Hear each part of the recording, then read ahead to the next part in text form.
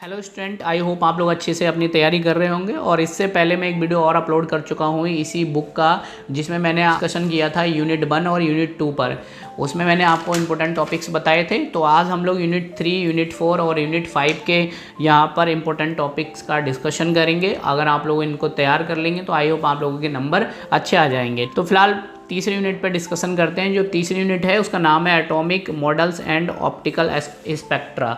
तो देखिए, स्पेक्ट्रम यानी कि स्पेक्ट्रा के बारे में आप लोग, और मॉडल्स के बारे में, एटॉमिक मॉडल जो थे उनके बारे में आप लोग 12th में भी पढ़ चुके हो। तो वहाँ पर आपको आई होप सारे जो मॉडल हैं ऑलरेडी आपको पता होंगे। बस आपको देखना पड़ेगा, थोड़ा डिस्कशन करना पड़ेगा, थोड़ा सा आपको देखना पड़ेगा, बस और क्वेश्चन नहीं है। तो यहाँ पर देखिए, जो पहला इंपॉर्टेंट टॉपिक है, वैसे तो यहाँ पर रदरफोर्ड मॉडल भी है, थॉमसन मॉडल भी है, लेकिन जो इंपॉर्टेंट मॉडल है यहाँ पर वो है बोहर का मॉडल।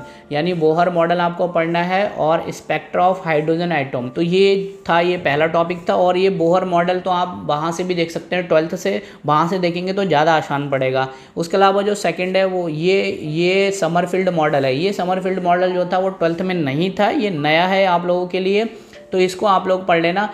बेसिकली है क्या कि बोहर मॉडल का ये थोड़ा सा सुधारा हुआ रूप है समरफील्ड मॉडल। तो थोड़ा सा और आगे की बात आपको यहाँ पर देखने को मिल जाती है।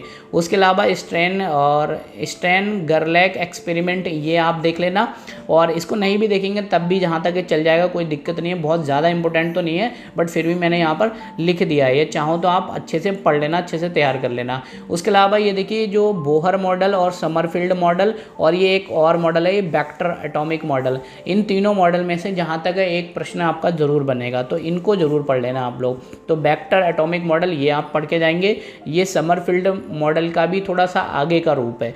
और उसके अलावा एलएस एंड जेजे कपलिंग आप लोग पढ़ लेना, ये काफ़ी इंपॉर्टेंट है। और उसके अलावा जीमेन इफेक्ट, एक्सरेज के बारे में आपको पढ़ना है, उसकी कैरेक्टरिस्टिक्स पढ़नी है एक्सरेज में, ठीक है। जीमेन इफेक्ट पढ़ना है, एक्सरेज की कैरेक्टरिस्टिक्स पढ़नी है, मोजले लॉ पढ़ना है आपको। तो ये सारी चीज़ें आप इस यूनिट में तैयार कर लेंगे तो आई होप आप लोगों के नंबर ठीक आ जाएंगे। अब बात कर लेते हैं यूनिट 4 की।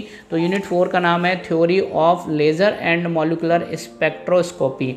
तो ये जो है यूनिट काफ़ी अच्छी यूनिट है और इंटरेस्टिंग यूनिट है। अगर बच्चा पढ़ेगा तो मज़ा आ जाएगा उसे पढ़ के, और काफ़ी नई नॉलेज आपको मिलेगी। तो फिलहाल यहाँ पर देखिए, पहला जो टॉपिक है वो Einstein A and B coefficient के बारे में आपको पढ़ना है। उसके अलावा जो सेकंड है वो है optical pumping and population inversion.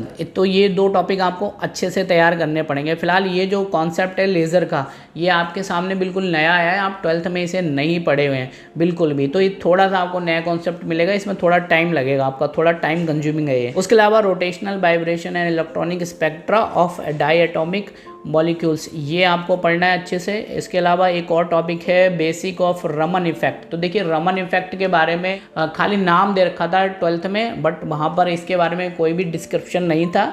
But यहाँ बीएससी में आपको ये रमन इफेक्ट, जीमेन इफेक्ट और एक कम्पटन इफेक्ट, ये आपको सारे पढ़ने ही पड़ेंगे। उसके अलावा देखिए, लेज़र की अगर बात करें तो लेज़र में आपको रूबी लेज़र पढ़नी है। उसके अलावा HE एंड NE लेज़र भी आपको पढ़ के जाना है अपने सिलेबस की तैयारी के लिए। अब बात कर लेते हैं यूनिट 5 की। तो इसका नाम है बेसिक्स ऑफ सब एटॉमिक एंड पार्टिकल फिजिक्स। तो इसमें देखिए, ये भी बिल्कुल नया कॉन्सेप्ट है आपके सामने, ये भी आपने अभी तक नहीं पढ़ा है। तो जितने भी नए कॉन्सेप्ट आपके सामने आ रहे हैं वो सभी जो है आपको पढ़ने में टाइम कंज्यूमिंग होंगे, उनमें थोड़ा सा आपको समय लग सकता है, लेकिन उनको तैयार करके जाना बहुत इंपॉर्टेंट है, क्योंकि क्वेश्चन तो वहाँ से बनने ही हैं। तो यहाँ पर देखिए, पहला जो टॉपिक है यहाँ पर न्यूक्लियर वाइंडिंग एनर्जी। तो देखिए, ये तो आप पढ़ चुके हो, ये 12th में आप लोग पढ़ चुके हो। इसे हिंदी में बोलते हैं बंधन ऊर्जा, ठीक है। तो न्यूक्लियर वाइंडिंग एनर्जी ये आप पढ़ के जाएंगे। उसके अलावा लिक्विड ड्रॉप मॉडल, ये कोई दूसरा मॉडल है यहाँ पर, लिक्विड ड्रॉप मॉडल, इसको आपको पढ़ना है। और सेमी एम्पीरियल मास फार्मूला, ये आपको पढ़ना पड़ेगा।